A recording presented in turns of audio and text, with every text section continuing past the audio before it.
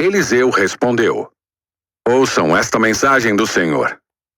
Assim diz o Senhor: Amanhã, a esta hora, na porta de Samaria, 6 litros de farinha fina custarão apenas 12 gramas de prata, e 12 litros de cevada também custarão apenas 12 gramas de prata. O oficial que auxiliava o rei disse ao homem de Deus: Ainda que o Senhor abrisse as janelas do céu, isso não poderia acontecer. Eliseu, porém, respondeu: Você verá com os próprios olhos, mas não comerá coisa alguma. Havia 4 homens com lepra sentados junto à porta da cidade. Por que ficarmos sentados aqui esperando a morte? Perguntaram uns aos outros.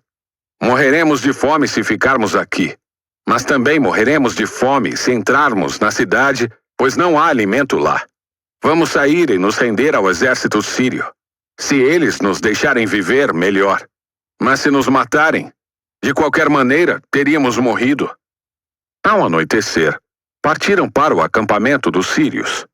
Quando chegaram às extremidades do acampamento, viram que não havia ninguém ali, pois o Senhor havia feito o exército sírio ouvir o ruído de carros de guerra e o galope de cavalos e os sons de um grande exército que se aproximava.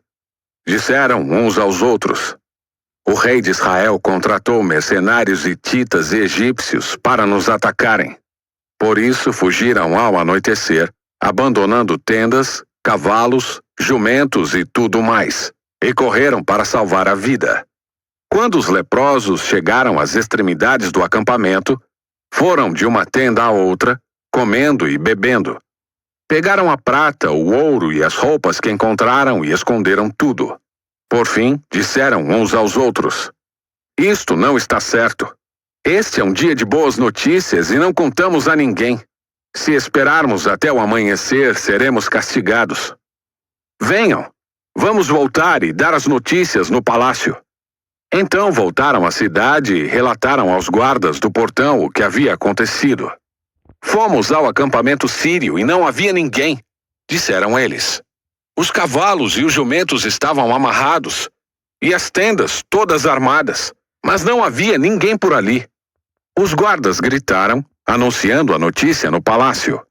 O rei se levantou no meio da noite e disse a seus oficiais: Vou explicar o que aconteceu. Os sírios sabem que estamos morrendo de fome. Por isso deixaram o acampamento e se esconderam nos campos. Estão à nossa espera para nos capturar com vida e conquistar a cidade quando sairmos. Um de seus oficiais disse: Seria melhor que enviássemos espiões para ver. Eles podem usar 5 dos cavalos que sobraram. Se acontecer alguma coisa com eles, não será pior que se ficarem aqui e morrerem com o restante de nós.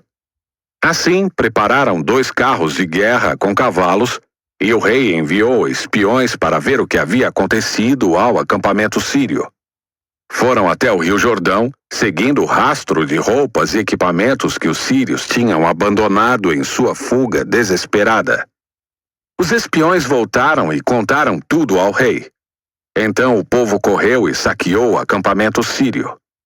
E de fato, naquele dia, 6 litros de farinha fina foram vendidos por apenas 12 gramas de prata, e 12 litros de cevada também foram vendidos por apenas 12 gramas de prata, como o Senhor tinha dito.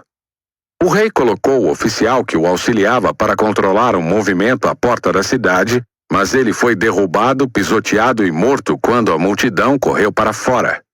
Tudo aconteceu, portanto, conforme o homem de Deus tinha dito quando o rei foi à sua casa. O homem de Deus tinha dito ao rei: Amanhã, a esta hora, na porta de Samaria, 6 litros de farinha fina custarão apenas 12 gramas de prata, e 12 litros de cevada também custarão apenas 12 gramas de prata. O oficial do rei havia respondido: Ainda que o Senhor abrisse as janelas do céu, isso não poderia acontecer. E o homem de Deus tinha dito: Você verá com os próprios olhos, mas não comerá coisa alguma. E assim aconteceu, pois ele foi pisoteado pelo povo à porta da cidade e morreu.